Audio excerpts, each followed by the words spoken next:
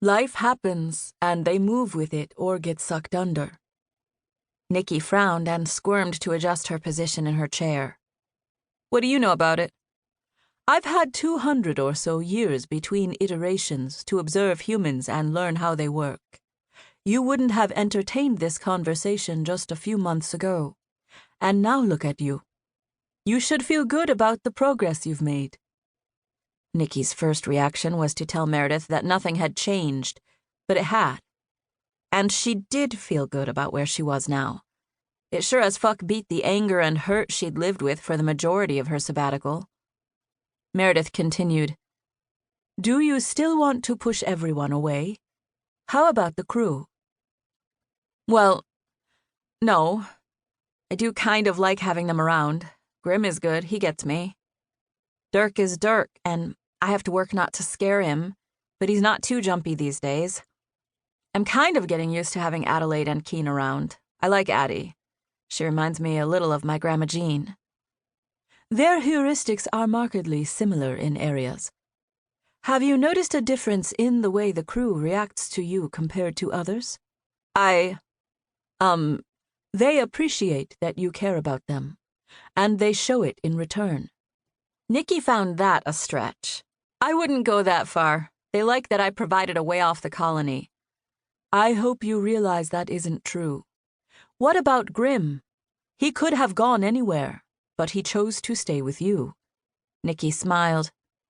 Grim is my friend, but don't tell him I said that. Why not? She didn't answer. You believe he will leave if you show your affection for him? Everyone leaves, Meredith. Everyone. Nickie sighed. You left, Meredith reminded her gently. Yeah, because my aunt made me. It wasn't like I had a choice.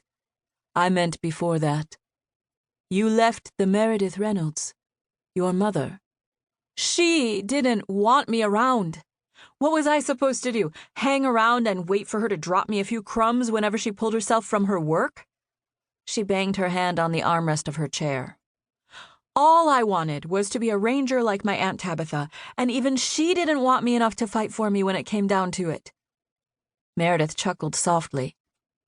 You think Tabitha didn't want you?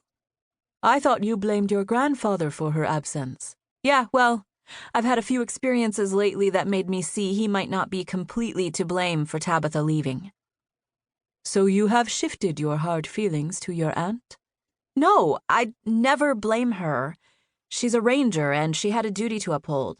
She had to do what she had to do, regardless of how I felt about it. I suppose my grandfather had to make the same kind of hard decisions when the Empire broke up. But my mom, well, she could have come here with everyone else and started a new life on High Tortuga. She chose to separate us from the rest of our family.